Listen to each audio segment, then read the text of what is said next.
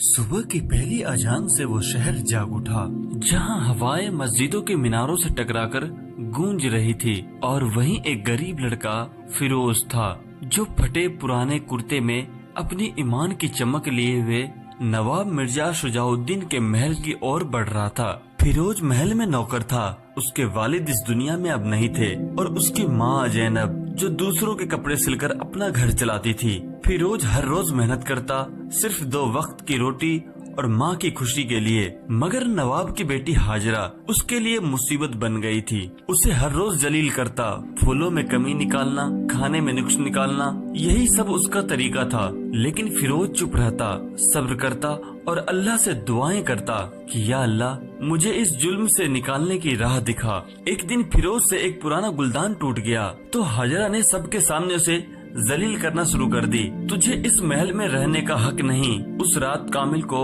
بہت ہی برا لگا۔ اس نے اپنی ماں کو ساری بات بتائی کہ اب اور نہیں سہا جاتا، میں کچھ اور کروں گا۔ تو زینب نے بس اتنا ہی کہا کہ بیٹا راستہ بدل لینا مگر ایمان مت چھوڑنا۔ اگلے دن فیروز نے نوکری چھوڑ دی اور ایک کھیت کرائے پر لے لیا۔ کھیت میں کام کرنا مشکل تھا، وہاں پانی کی کمی تھی، موسم کی سختی تھی، مگر فیروز نے ہار نہیں مانی۔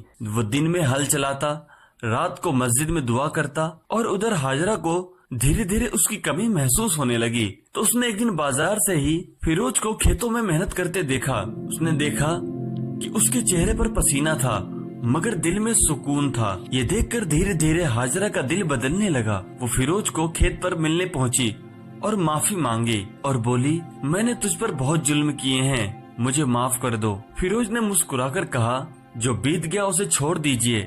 تو پھر ہاجرہ نے بھی اس کے ساتھ کھیتوں میں کام کرنا شروع کر دیا۔ بیج بونے سے لے کر پانی بھرنے تک وہ سب کام کرتی تھی، اور فیروز کے دل میں بھی اس کے لیے محبت جگنے لگی۔ لیکن پھر آیا طوفان، فیروز کا کھیت جل گیا جس میں اس کے بہت سارے نقصان ہو گئے۔ ہاجرہ نے اس کا حوصلہ بڑھایا کہ میں تمہارے ساتھ ہوں، اور نواب مرزا نے فیروز کو پھر سے کھیت دینے کی پیشکش کی تو فیروز نے انکار کر دیا اور کہا میں اپنی محنت سے ہی کچھ بنانا چاہتا ہوں۔ اور اس کے کچھ دن بعد ہاجرہ نے ایک دن اظہار محبت کیا کہ میں تجھ سے محبت کرتی ہوں۔ فیروز نے سوچا سماج رواج فاصلہ، مگر پھر بھی ماں زینب نے کہا اگر محبت سچی ہے تو اللہ راستہ بنا دے گا۔ نواب مرزا نے شرط رکھی 6 مہینے میں کھیت پھر سے لہلہائے تو میں یہ رشتہ منظور کروں گا۔ اور پھر ہاجرہ اور فیروز نے دن رات محنت کرنی شروع کر دی۔ اس کے 6 مہینے بعد کھیت پھر سے ہرا بھرا ہو گیا۔ لوگوں نے فیروز کی محنت اور ہاجرہ کی سادگی کو دیکھ کر سلام کیا تو نواب نے رشتہ منظور کر لیا۔ ہاجرہ اور فیروز کی شادی پورے گاؤں میں مثال بنی۔ اب وہ کھیت ہی نہیں، گاؤں کی تقدیر بھی سنوار رہے تھے۔ فیروز کہتا ہے یہ سب اللہ کی مہربانی ہے، اور ہاجرہ مسکرا کر کہتی ہے کہ تیرا صبر میری سب سے بڑی دولت ہے۔